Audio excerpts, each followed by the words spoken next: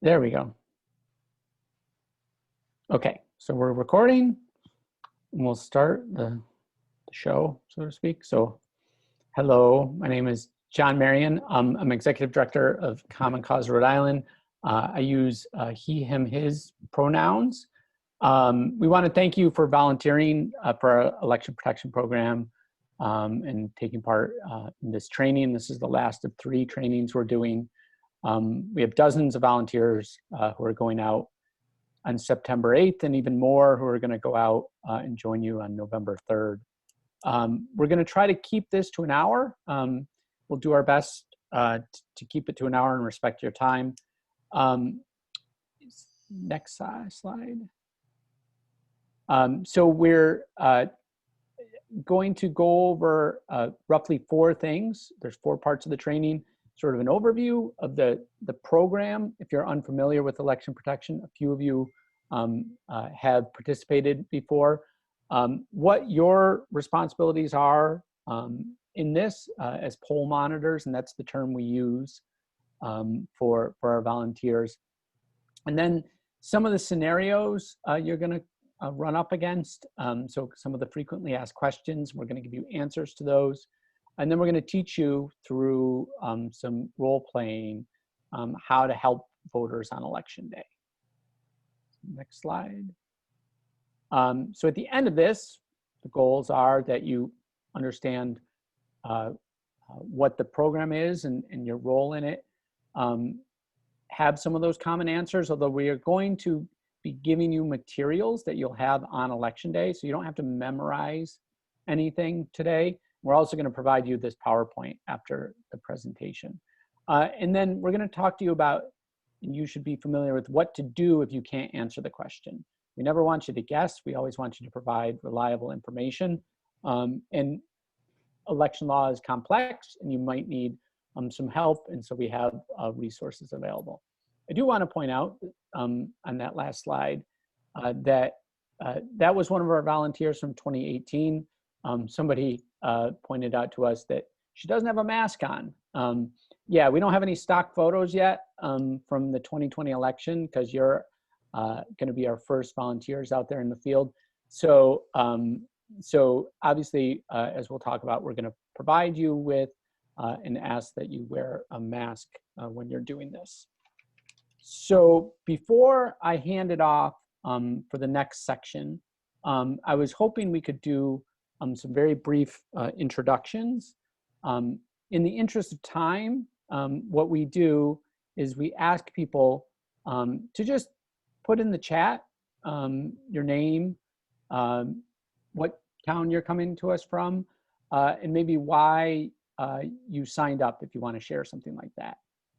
So I can sort of model this. So my name is John Marion.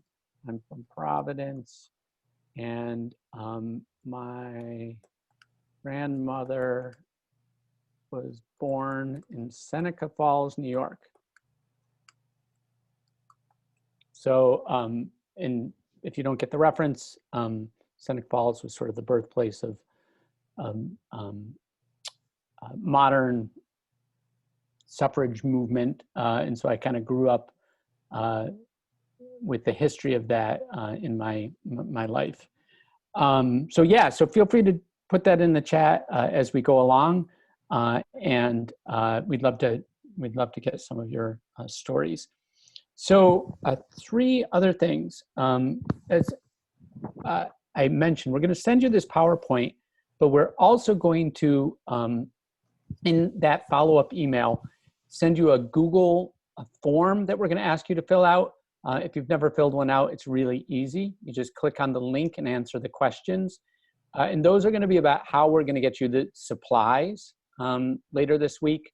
So we need to know whether you'll be able to pick them up from us or if we need to drop them off to you, and some other questions in there. So what we ask is as soon as you get that email, and it's going to come from Sam, that you fill out that Google form as soon as you can, because we need to plan the logistics of that tomorrow. Another email is going to come probably as soon as tomorrow or Friday, hopefully, that's going to have the location at which you're going to volunteer. So you have given us some parameters. Many of you said I can travel this far, and we're going to do our best to honor that. The one thing to note is there are communities that don't have any primaries. So for instance, I see we have somebody from Lincoln. Lincoln doesn't have an election. So we're going to probably ask you to go to a neighboring town. The most important need is in communities that have, really sort of hot elections, and there might be a lot of voters. So for instance, Cranston, there are mayoral primaries for both parties. So we're going to ask people, we're going to try to get a number of people into Cranston.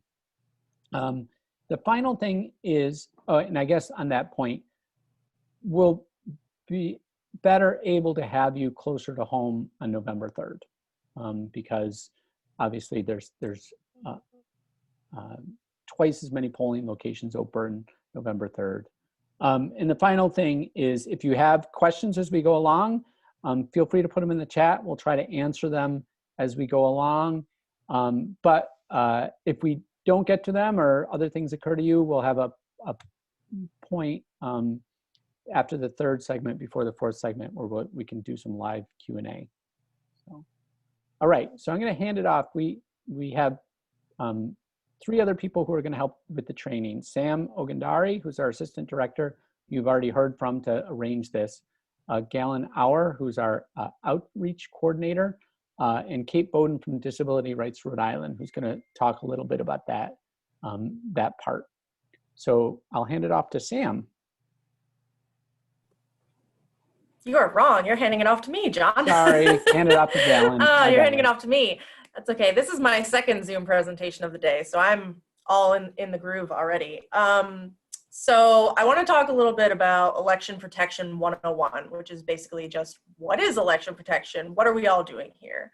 So if you've ever gone to vote at the polls, you probably know that, all sorts of issues can arise. Voters run into these issues even in a regular year. But this year, because of some changes that have been made due to the COVID-19 pandemic, it's even more likely that voters might run into issues at the polls. And that's why we run this election protection program. It's about combating those issues and making sure that everyone has a chance to cast their vote. You could actually be the difference as a poll monitor between a voter being able to cast their ballot and being denied their right to vote. John in particular has some good anecdotes about that I think he'll share a little later in the presentation. But first, who are we? What are we doing here? So we are part of a national election protection coalition. It is actually the largest nonpartisan voter protection program in the country, with over 100 participating organizations nationwide. They've already recruited several thousand volunteers so far for this year's elections, and they're expecting it to be their largest year ever. And you all are included in that several thousand. So thank you, first of all, for being here and for donating your time with us. The National EP Coalition is also the only nonpartisan voice in the election protection space. And we'll talk in a few slides about what nonpartisan means and why that's so important to our work. But first, let me walk you a little bit through who we at Common Cause are and why we do this work. Common Cause is a national nonpartisan organization that was founded 50 years ago to address government transparency and accountability issues. So if you go to the next slide, Sam, we can see that we work on a number of different issues. Voting rights is just one of those issues. We also work on Open Meetings Act. So that means making sure that the public has access to public meetings and public records. We work on census outreach right now for the 2020 census, which you'll also hear a bit more about later, and redistricting. So all of these are sort of government issues that are nonpartisan in nature, and we don't engage in electioneering. That means we don't support candidates who are running for office. We don't raise money for them. We don't endorse candidates running for office. And what we do is we're working in the voting rights space right now with some of our local partners to enact pro-voter reforms. So one of those partners is Disability Rights Rhode Island, which is who Kate Bowden is here representing today. But first, let's talk a little more about election protection and what it is and what you all will be doing on election day. So election protection is how we try to serve voters on election day. So we have more than 400 voting precincts in Rhode Island and almost 800,000 registered voters. That's a lot of people. We can't possibly help them all, but in order to help as many as possible, we use a team of trained volunteers to act as poll monitors at polling locations throughout the state. And that's all of you. So you're kind of going to be our eyes and ears on the ground on election day, helping voters. And we have a few different goals for you as you do this, or a few different functions that you'll serve. The first and most important is, of course, ensuring that voters have access to voting and that their votes are counted. That will involve, often providing voters with the necessary information about voting and voting laws in Rhode Island, which John will go through a little bit later in the presentation. Really, why we rely on you is because by being there on the ground, you can quickly identify problems and work to correct them as they happen at polling places.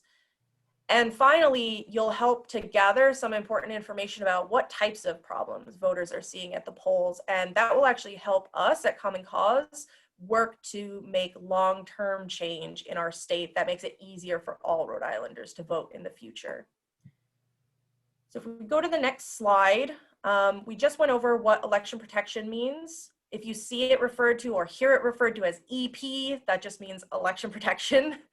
And I just want to go over a few other terms that I think it'll be helpful for you to know. So you all are poll monitors. You've heard us say that a few times already. And that just means, again, that you are there on the ground at polling locations on election day to monitor the situation and help voters as nonpartisan volunteers. That's different than poll workers. So if you hear us talk about poll workers, we're referring to the people who are hired by local election officials to actually run the election. So those are the folks who are inside a polling place who will, look you up, make sure you're registered, and then hand you a ballot. So they are actually reporting to the local election officials.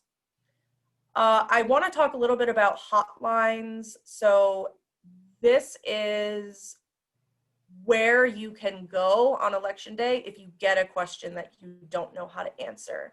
We're actually going to ask that you get in touch with the three of us first. That's me, John, and Sam. On the next slide, you'll see that we've provided our phone numbers, but you don't have to write these down. We will send these to you in a follow-up email. But so if you get asked a question on election day that you don't know how to answer, which is totally fine, we'd ask that you send a group text message to the three of us. And then we can hopefully help you answer that voter's question. For accessibility issues specifically related to voters with disabilities, we're actually going to direct you to Disability Rights Rhode Island, which is that phone number. Again, we'll send that to you in a follow-up email.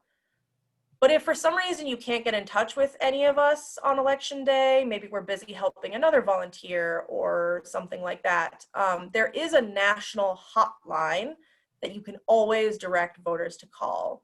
So the national English hotline is 866-OUR-VOTE.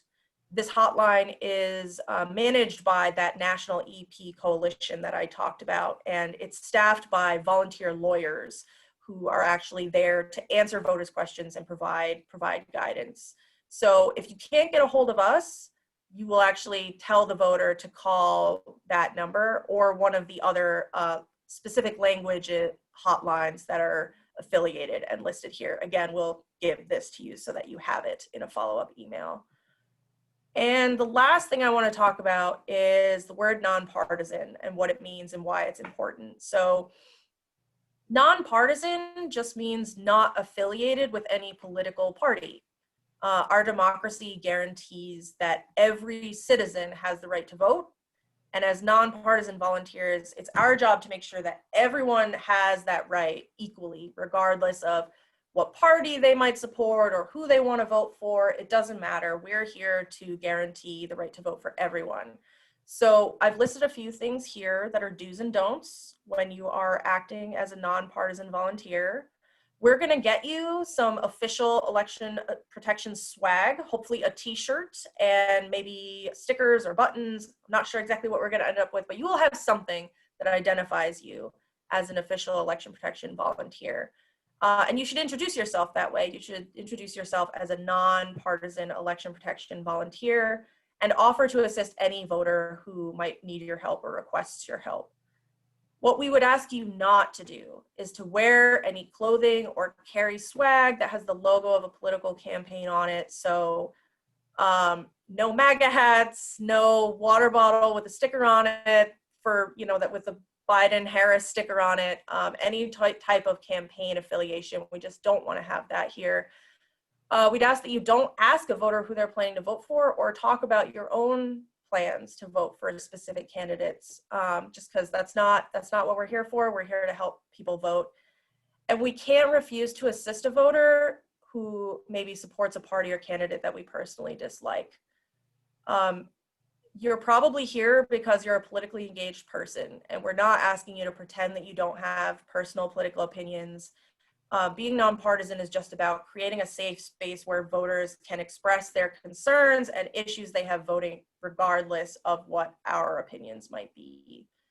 I think that's everything that I have to go over, so I will hand it over to Sam. Thank you, Galen. So now I'm going to pick up on poll monitor roles and responsibilities. So the two major roles of a poll monitor are assisting all voters in identifying and addressing problems. So when assisting all voters, ensure voters know their rights, answer voters' questions, assist voters by checking registration status, polling place information, mail-in ballot status, and you can direct voters to vote.ri.gov to answer these questions. When identifying and addressing issues, monitor and report large issues to me, John, or Galen. Encourage all voters to remain in line and collect data from all voter conversations. Now, your specific roles during this pandemic are making sure that you check in with me, Galen, and John at the beginning of your shift. You must wear a mask and observe social distancing when possible. Poll monitors should use their judgment when helping voters not wearing masks. So if a voter comes up to you not wearing a mask, it's up to you whether you want to help them or not. Please use your discretion at this time, because we do not want to put your health at risk. And lastly, voter safety is very important. Don't engage in any activity that puts your safety at risk. So now, poll monitor shifts. Volunteers will receive an email from me that includes their polling location and shift hours. As John said in the beginning of this presentation, some communities do not have primaries in September. Some of the cities that need the most help are Cranston, Providence, Warwick. They all have competitive races. So if we do not assign you your preferred location for the primary, be assured that most likely we'll be able to get you your preferred location for the general election. Also, you will receive national and state phone numbers, a field materials packet, and any additional updates as well. Please put your assignment on your calendar. Email me if you need to cancel or switch shifts, and all volunteers must stand outside the electioneering line when assisting voters. And if you are comfortable, please introduce yourself to poll workers and explain that you are a nonpartisan volunteer. So now, I'm briefly going to go over the materials that you will be receiving. So the polling place checklist is used to record info when you first arrive.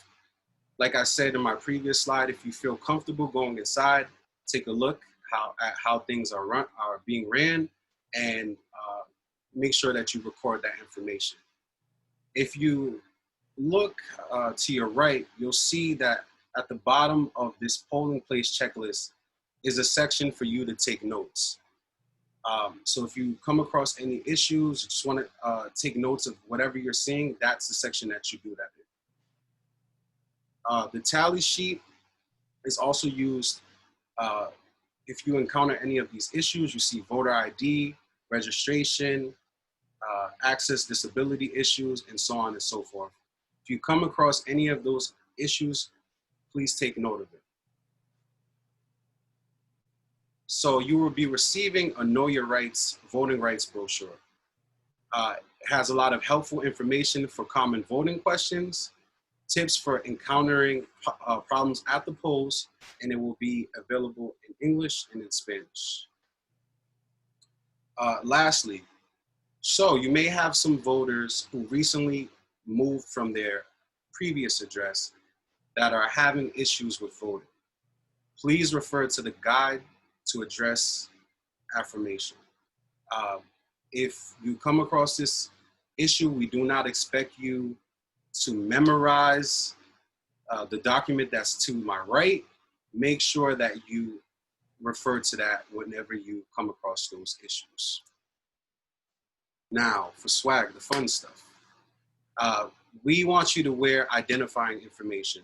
So you will be provided with a t-shirt, sticker, button, yard sign, whatever you feel comfortable with wearing. We'd appreciate you know, choose all, but we need something that identifies you as an election protection volunteer. Please bring PPE.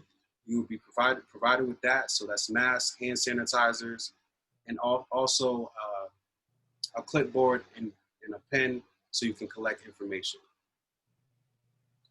When pre-planning for your shift, please remember to bring the following materials. So that's your swag, shirts, buttons, yard signs that I just went over, personal protective equipment like masks, hand sanitizers, you Know Your Rights, paper and pen, and hotline numbers. You can bring comfort items, multiple layers of clothing, comfortable shoes, snacks, and water, and please bring your phone and a charger as well. So planning for your shifts. When you arrive, like I said before, please text me, John, Galen, to let us know that you've arrived. Place yard signs outside the electioneering line. If you are comfortable, please enter the polling place and introduce yourself to the poll workers. Fill out the polling place checklist, scan for access problems, look for the voting entrance and accessible parking. And I'm now gonna pass it on to Kate to talk more about that. Thank you, Sam. So I'm Kate from Disability Rights Rhode Island. We have funding for voter education and ensuring that polling places are accessible for people with disabilities. Polling place access can be complex. We're not asking for you to look for anything complex on election day. We're just hoping that you'll keep your eye open for major barriers. And in doing that, we'd like you to take a look, as you arrive, you'll have an address to the polling place. Take a look and figure out if it's really easy to know where the voting area is once you arrive. If it's not, then maybe they don't have enough adequate signage. So my office would want to hear about that because we can get it resolved on election day. So when you arrive, you'll assess whether it's obvious where to go for voting. And then we'd like you to take a look and see if you can find the accessible parking. And from there, is there a clear path from the accessible parking to the voting entrance? If there are issues with any of that, we would want to hear from you because we can most likely get those issues resolved on election day. So that's it for access, and thank you for being part of this. Thank you, Kate. For the remainder of your shift, we ask you to stand outside the electioneering line when assisting voters. If you want, place bundled pamphlets at least 6 feet away. Greet voters as they enter and exit the polling place. Please complete an intake form while assisting voters if possible, if you have the time to do that. Update tally after you answer voters' questions. And now I'm going to hand it off to Galen to talk a little bit about the 2020 census. Yeah, I promised we'd talk about the census again. So the census is a count of the entire population of the United States that happens every 10 years. It is currently ongoing and it will end on September 30th. We at Common Cause have been involved in a lot of census outreach, so we thought that the primary on September 8th would be a great chance to just get some information out there about the census. So we will provide you with a yard sign with census information that you can put up next to the other yard sign that we'll give you, and the postcards as well with information about there it is, John's got it, with information about the 2020 census and how people can respond. If you do end up talking to anybody about the census, the website that you need to know, which is on the postcards as well, is my2020census.gov. That's where people can go to respond right now. And also, if you haven't responded to the census, I would encourage you to respond. So just wanted to let you know that we'll be providing that information to you along with your voting information. Thank you, Galen. So when it comes to reporting issues on election day, please text me, John, or Galen. If we are non-responsive, you can reach 866-OUR-VOTE. And throughout your shift, make sure that you complete paper forms and tally type of issues.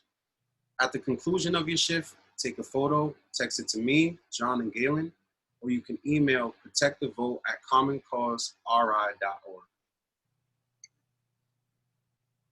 When answering voter questions, make sure that you capture the following: the type of problem, and write a short summary about the issue that you came across.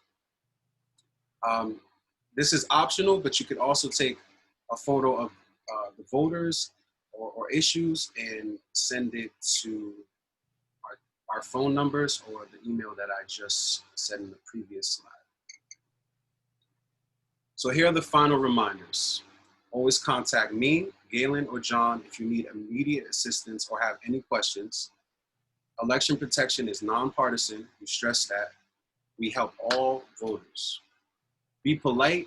Do not get into any arguments. Make sure you bring your PPE and comfort items with you. And when in doubt, you can always call 866-OUR-VOTE. Now I'm going to pass it back to John to talk about poll monitor scenario planning. Great, thanks, Sam. Thanks, Galen and Kate. So what I'm going to do with the remainder of the time is first start to get into some of the issues you're likely to encounter or less likely to encounter, and how to engage with the voters. Sam's sort of given you some of the tools, and we're going to talk a little bit about sort of how you should do it.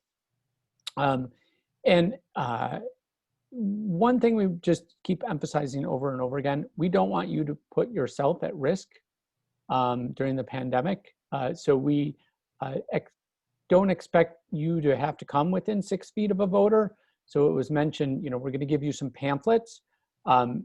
If you are comfortable handing a pamphlet as one masked voter to one masked volunteer to one masked voter, you're welcome to do that. But we've been trying to get creative and think about how it could be done without getting that close. And we have two ideas. One is, it's going to be a bundled, rubber banded pile of pamphlets. You could have them set 6 feet away from you, and you could tell the voter, if you'd like a pamphlet, you can pull one out of that pile. Or you could have them, in your hands, and you could set it down on the ground and say, I'm going to give you a brochure. I'm going to set it here. And then you could kind of step back while they come and pick it up. If you have other creative ways, this is obviously our first time doing this in a pandemic, let us know. One really important thing is we want to create a positive feedback loop. So if you get feedback off of how things go September 8th, that we can use on November 3rd when we're actually going to have many more volunteers out in the field and, is probably going to be busier, quite honestly. Let us know. It'll help us perfect. Also, and I haven't said this on the other trainings, really, this hasn't been done much in the primaries. Rhode Island's primary is the last one in the United States before the general election. So what we do, and I could go on and on about why that's a bad thing and why it's protecting incumbents, but I'll stop the commentary. If we get good feedback from you on September 8th, we can share it nationally, and it can affect sort of how volunteers, thousands and thousands and thousands of volunteers around the country do this. We are sort of the tip of the spear, so to speak, on this program this year. We want you out there being our eyes and ears, looking for problems. You might not see any problems. In fact, you might not see a whole lot of voters. We know 35,000 people already have voted by mail in Rhode Island, and there may be tens of thousands more. So it may be that you are someplace sleepy. That's okay. That means the system is working for the most part. And we shouldn't be upset about that, but you may run into problems. The most important thing is you have to be sort of proactive about this, and it can be against some people's human nature. I'm actually a bit of a wallflower when it comes to strangers, and so it's hard to kind of, for some people to do this, but you kind of look voters in the eye as they come out of the polls and say, good afternoon. You might say, did you have any trouble voting today? Or do you have any questions I might be able to answer? We want you to say hi as they go into the polls, but not ask them questions, because it's actually, we're trying to catch problems after they've had a chance to try to vote. We don't want to be accused by the poll workers of giving bad information. And so if we accost people as they go into the polls and we tell them they're at the wrong polling place, the poll workers might get upset. So let's let the poll workers give them the information as they're coming out, particularly if they look frustrated or confused. Let us know. Galen mentioned I have stories. Many stories. I've done this many times. The one story I'll tell you is that I was at a polling place at Newt-Economy over on the west side of Providence, the community center over there in 2016, I believe it was. And a voter came out and said, and he was mad, you could tell. He said, they told me to go vote at Dunkin' Donuts. And he starts walking across the street to the Dunkin' Donuts. And I said, let me help you there. And it ends up, in Rhode Island has this unique law, which is that we're the only state in the nation that allows same-day voter registration for just one contest, which is the presidential race. So in Rhode Island, if you're not registered to vote on November 3rd, you can vote in the presidential election and register at the same time.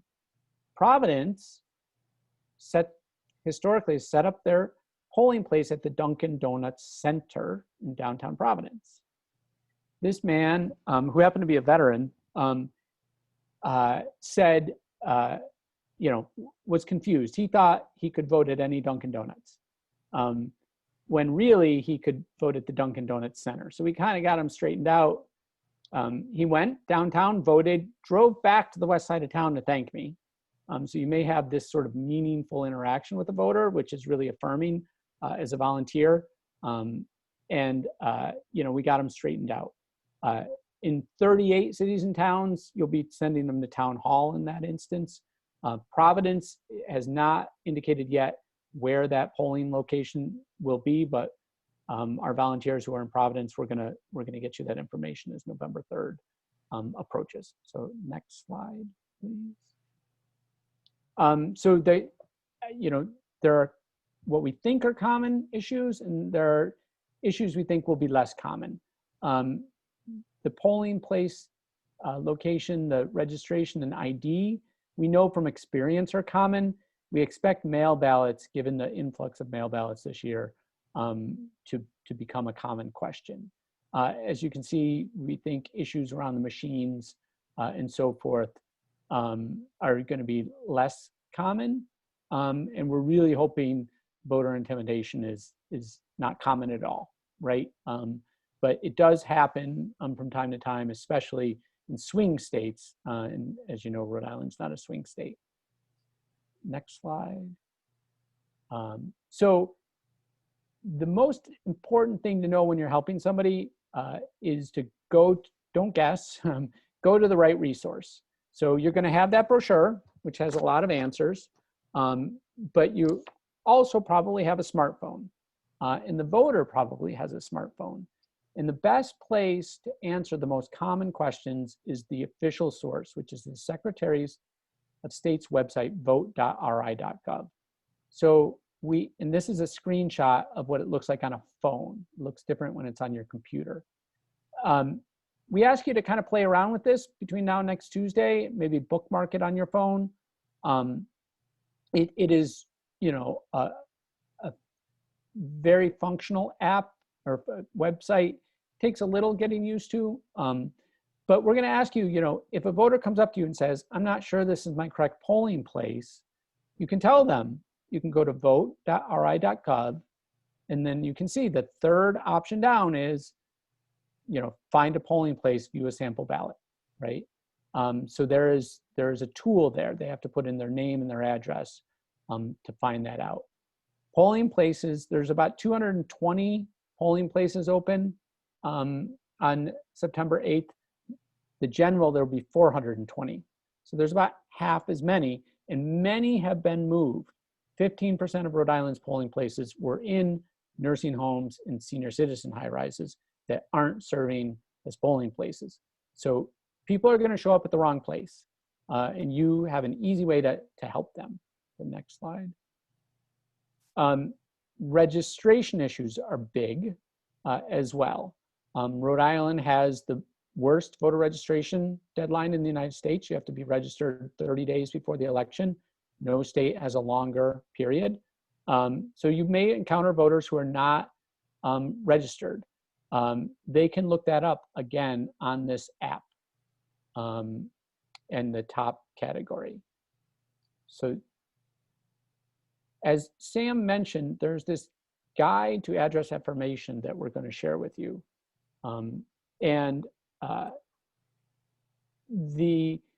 This has to do with if a voter has moved and not updated their registration. And so it is I will admit, a very confusing law. I don't have it memorized. We would never ask you to memorize it. But this form that you're going to be given a paper copy of is, I think, fairly clear. This is the official form from the State Board of Elections. So for instance, if the voter has moved within 30 days of the election from one town to another, they have to vote in a certain place. If they've moved within the town, they have to vote at another place. The guide walks you through it all, right? So this is important for voters who've moved. So you might ask the voter, you know, if they say, I'm having trouble with my registration, you might ask, have you moved recently? And then even if in the app, if that shows their old address, then you're probably going to want to walk them through this chart.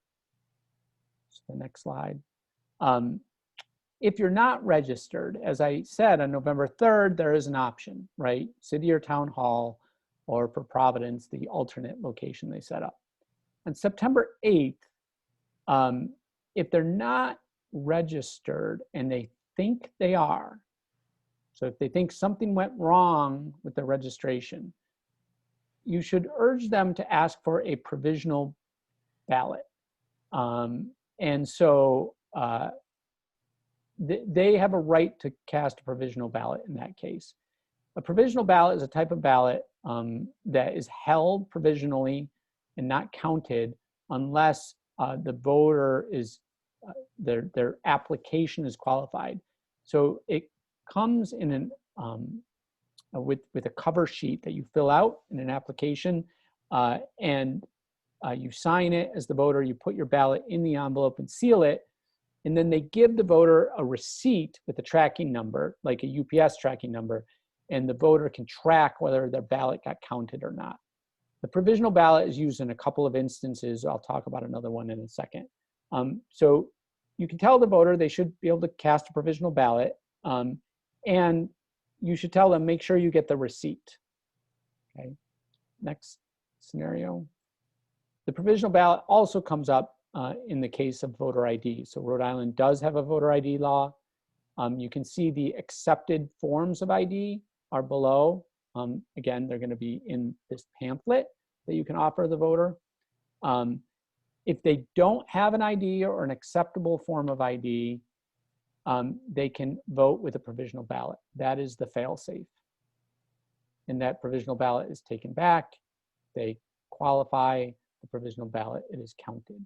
So no voter should ever walk away from a polling place not having had a chance to cast a ballot because of the voter ID law. So the next slide. There is a provision to allow expired IDs to be used. They must have expired within the last 6 months. So for next Tuesday, that means before or since March 8th. Okay. And IDs don't have to have your current address. So as you can see, it's a very permissive voter ID law, protects voting rights. So we think there will be questions about mail ballots. We're guessing these are the two most common questions. Voter's going to show up and say, I have my mail ballot. I would like to deposit it or return it. Can I do that here? And the answer is absolutely yes. So Common Cause, the ACLU, Disability Rights Rhode Island, and the League of Women Voters petition the State Board of Elections to put drop boxes at all polling places. There will be secure blue drop boxes in every polling place in the state next Tuesday. Voters can put their ballots, mail ballots, into those boxes and know they will be returned to the State Board of Elections. Important note, you can put it in the drop box anywhere in the state. So if you are a voter from Westerly and you happen to have your mail ballot on you and you're in Woonsocket, you can drop it in that box in Woonsocket and it will get counted. The other issue about mail ballots we think you're going to encounter is people who think they requested a ballot but don't think they received a ballot. And I say a lot of don't thinks in there because we don't know, right? Maybe they thought they requested it and forgot to send in the application. Maybe the Postal Service lost it or something. On that website, the bottom category is for tracking a mail ballot. So the voter can enter some information and it will tell them the status of their application and their voted ballot from when the application was received to whether the ballot was counted. If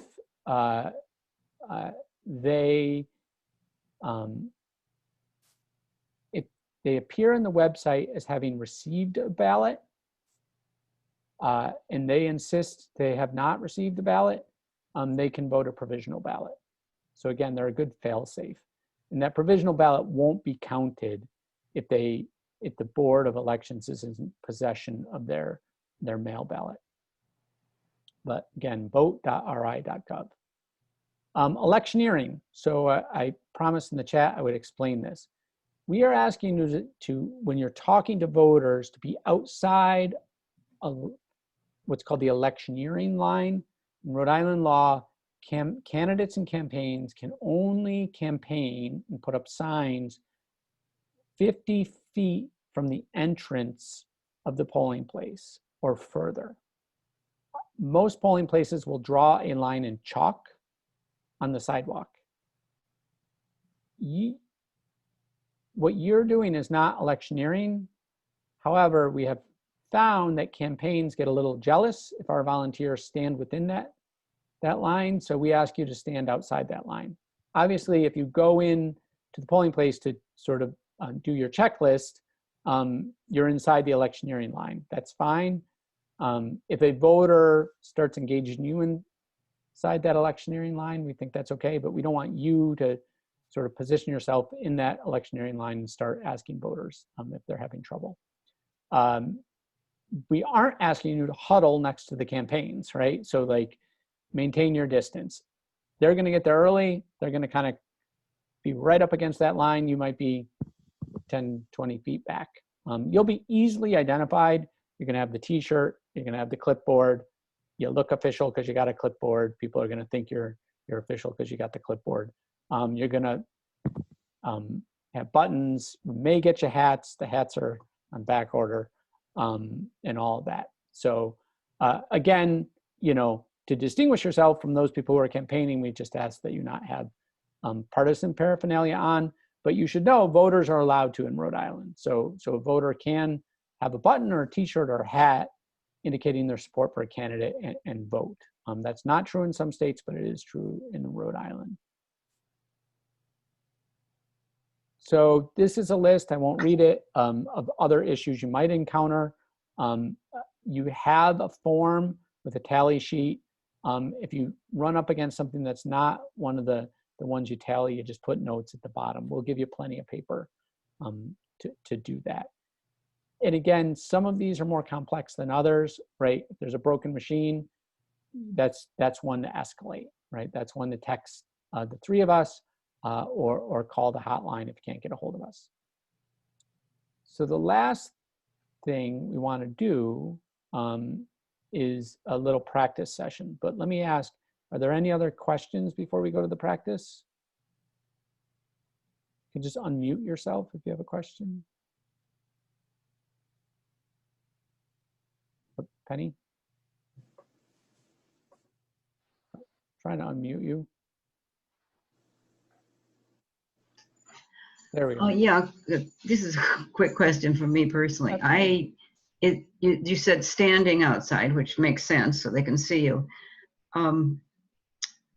I just had some knee surgery. Oh yeah, you can bring a chair. Great, that was my question. Okay. Yeah, yep. Thank We've had you. volunteers bring chairs and stools, and absolutely. Great. In fact, in some states, you know, they're actually encouraging the volunteers to sit in their car with a car magnet on the door. We don't think voters are necessarily going to approach. We may be able to get you, you know, we think we may be able to get you car magnets. That's to be determined. So if, I'm fine with the chair, but Okay. of course, if it's pouring rain, that might be, the car might be better, but we'll see. Yeah. Actually, it's nice it is raining finally now here, so yeah. since we have a drought, we're probably fine. Thank you. Yeah, absolutely.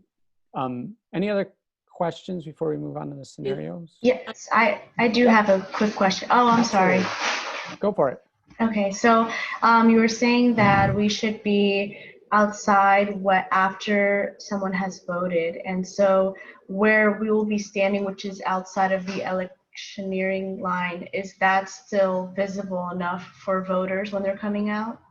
Yeah, it should be, because you'll have identifying information. So usually there is sort of at polling places, there's like one entrance that's very well labeled. And the campaigns are sort of positioned outside that entrance to campaign to the voters, and you'll be out there with them. John? Yeah, Sheila. Oh, hey. I'm not going to be at the polls this time. I'm doing social media monitoring instead, but I just wanted to sit in on this training because it's very helpful. You mentioned there would be drop boxes for mail ballots at every polling location this time, which is fantastic. And I'm seeing a lot of questions about drop boxes and mail ballots on social media. Yep. So will those boxes be there for the primary or just the general? So election? they're going to be there for both. Oh, great. Okay. Yep. And then there are also drop boxes at all city and town halls right now. Right. And that's great. Do you have that information? I do. Yep. Okay. I had that. Just hadn't heard about the drop boxes at the Okay. polls. So glad to just know it's going to be at both. Thank you. Yeah. And just so you know, we did a little sort of crowdsourcing audit of those drop boxes this week, and gave the pictures to the Secretary of State. Now she has a website that with pictures of every Dropbox, outdoor Dropbox in the state. Cool. So, yeah. Okay, so we're gonna do a little bit of role playing here. We're gonna have Galen be the volunteer and Sam be the voter. Take it away, Galen. Hi, excuse me. My name's Galen. I'm a nonpartisan volunteer with Common Cause Rhode Island, and you just seem a little frustrated. I wanted to ask if you were having any trouble. I'm absolutely pissed off right now. They're telling me I can't vote.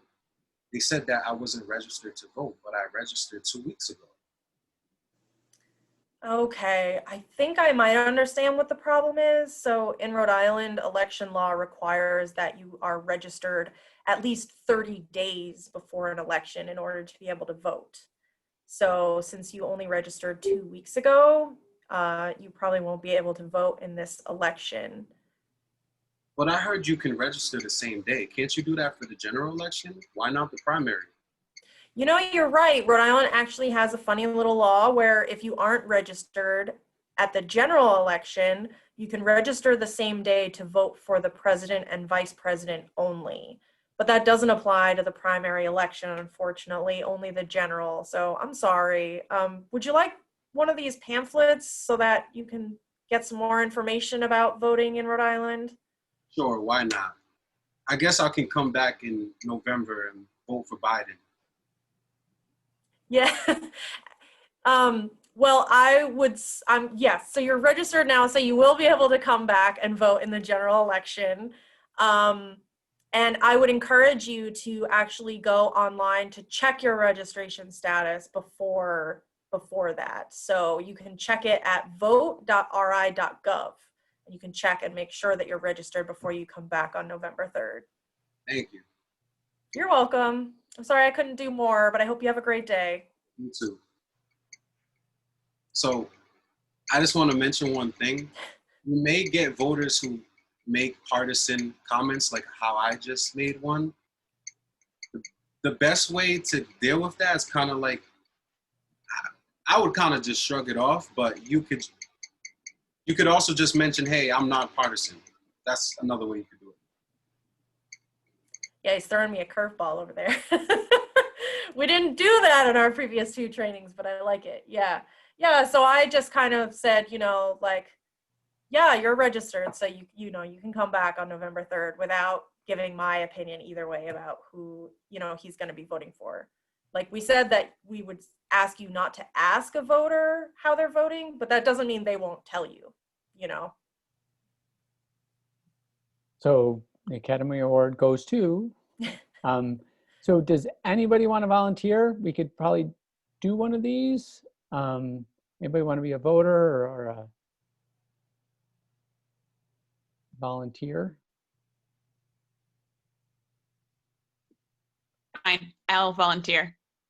Okay, Christina, you want to be You a pick. voter I don't- or Put me in whatever spot you want. okay. Anybody want to volunteer? Anybody else? Oh, I can try. okay, Penny, you want to be the voter and Christina will be the volunteer. We'll have Sam put the scenario back up. So Christina, take it away. Hi, you look a little frustrated. Can I offer to help? I'm a nonpartisan election protection volunteer. Oh, yes. I recently moved here and was shocked to learn just now that I have to have a photo ID to vote. Isn't that what Jim Crow did in all the years up to this? But anyway, I don't have one. We actually, Rhode Island passed voter ID laws a couple years ago. But what we can do is we can get you a provisional ballot. So you can vote, and then you can get a tracking number to track that ballot to make sure that it gets counted. So we can go into the polls and talk to some poll workers and make sure you can get a provisional ballot. Okay, great. And then I will go to the DMV and get my ID done. Thank you. Great. All right, thank you. And thank you both. The one thing the volunteer can also do is offer a pamphlet. That pamphlet does contain the list of acceptable IDs. So for instance, you might not need to go to the DMV, which is, I think, largely by appointment now because of the pandemic, but the Secretary of State gives out free voter IDs.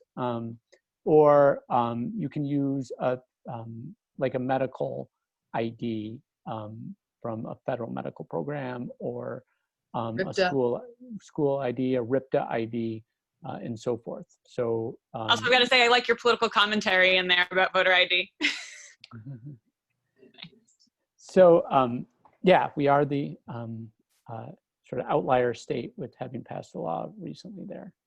So yeah, so that's, unless anybody's just itching to do some more scenarios, I mean, you're welcome to, but if not, we're happy to answer any more questions.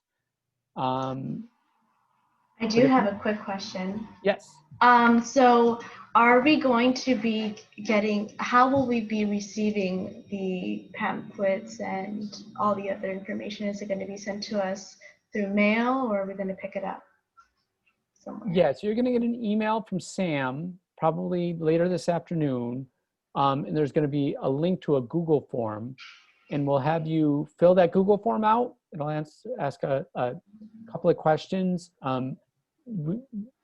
Things will be available to be picked up on Friday, but if you can't come to us, we will come to you on Friday or Saturday and drop them off to you. So you just fill out that form and let us know what your preference is. Okay, thank you. Cool. Thank you. So if you have other questions after this is over, you're going to have our cell phone numbers. You can text us, call us, if you or email us. Reach us any way you want to. You know, no question. Don't be embarrassed to ask any question whatsoever. You know, election law is complex. It is ever changing this year in the last few weeks. And so, so it's a bit of a moving target. But let me just say again, like, you can help voters, right? I have helped voters doing this. Many of our volunteers have saved people who weren't going to be able to cast their ballot, but were eligible to do so. But because of some failure of the system, they weren't going to be able to. And our volunteers were able to do that. And it's a really confidence inspiring moment. And again, also though, to set expectations, it may be very quiet on September 8th. And you may not see voters who have problems, and it's not a bad thing. You'll have done your job nonetheless. So again, nonpartisan, you know, here to make sure everybody who's eligible can vote. You are the program, right? You know, we can have a hotline, but if nobody's telling people to call it, you know, what's the point? And then we just urge you to observe social distancing, and we will provide you with masks for you to wear when you're volunteering. One other thing real quickly, it did come up in our other two trainings that I should mention. If a voter refuses to wear a mask, we're not going to ask you to help that voter if you're uncomfortable doing so, just so you know. Rhode Island, in Rhode Island elections, they are going to instruct poll workers to let people who refuse to wear a mask vote, so that everybody has a chance to vote, but they are going to be giving voters masks. So if you see somebody going into the polls without a mask, know that they're going to be offered a mask when they get in there. All right, so text us, email us, call us with your questions. But thanks for taking an hour to do this, and thank you for taking some time next week to help voters. Thank you, appreciate it. Bye. Bye. So